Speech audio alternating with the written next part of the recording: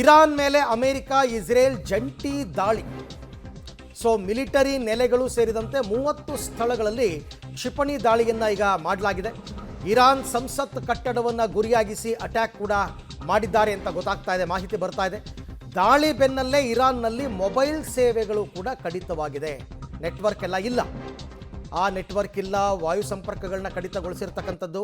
ಜೊತೆಗೆ ಮೊನ್ನೆ ಭಾರತ ಕೂಡ ಇಮ್ಮಿಡಿಯೇಟ್ ಆಗಿ ಇರಾನ್ನಲ್ಲಿರೋ ಭಾರತೀಯರು ಹೊರಗೆ ಬನ್ನಿ ಅಂತ ಹೇಳಿದರು. ಅಮೆರಿಕ ಕೂಡ ಹೇಳಿತ್ತು, ಇರಾನ್ನಲ್ಲಿರ್ತಕ್ಕಂಥ ಅಮೆರಿಕನ್ನರೆಲ್ಲ ಕೂಡ ದೇಶವನ್ನು ಬಿಡಿ ಅಂತ.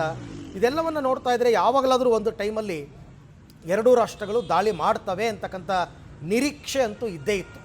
ಅದು ಯಾವಾಗ ಅಂತಕ್ಕಂಥದ್ದು ಗೊತ್ತಿರಲಿಲ್ಲ. ಈಗ ಇರಾನ್ ಮೇಲೆ ಅಮೆರಿಕ ಮತ್ತು ಇಸ್ರೇಲ್ ಜಂಟಿ ದಾಳಿಯನ್ನು ನಡೆಸಿರ್ತಕ್ಕಂಥದ್ರ ಬಗ್ಗೆ ವರದಿ ಆಗ್ತಾ ಇದೆ. ಸೊ ವೈಮಾನಿಕ ದಾಳಿಗಳು, ಇರಾನ್ ಮೇಲೆ ಇಸ್ರೇಲ್ನಿಂದ ವೈಮಾನಿಕ ದಾಳಿಗಳಾಗ್ತಾ ಇದೆ. ಯಾವುದೇ ಕ್ಷಣದಲ್ಲೂ ಕೂಡ ಇರಾನ್ನಿಂದ ಪ್ರತಿ ದಾಳಿ ಆಗಬಹುದು, ಅವರು ಸಿದ್ಧರಾಗಿದ್ದಾರೆ. ಹಾಗಾಗಿ ಇಸ್ರೇಲ್ನಲ್ಲಿ ಈಗ ತುರ್ತು ಪರಿಸ್ಥಿತಿಯನ್ನು ಘೋಷಣೆ ಮಾಡಿದ್ದಾರೆ. ದೇಶದಲ್ಲಿ ನಾಗರಿಕರಿಗೆ ಹೊರಬರದಂತೆ ಇಸ್ರೇಲ್ ಸರ್ಕಾರ ಸೂಚನೆಯನ್ನು ಕೊಟ್ಟಿದೆ. ಎಲ್ಲ ಬಂಕರ್ಗಳಲ್ಲಿ ಅಡಕೊಡ್ಬೇಕು.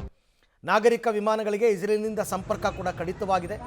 ಬೇರೆ ಬೇರೆ ದೇಶಗಳಿಂದ ಇಸ್ರೇಲ್ಗೆ ಬರ್ತಕ್ಕಂಥ ವಿಮಾನಗಳ ರದ್ದತಿ ಆಗ್ತಾ ಇದೆ.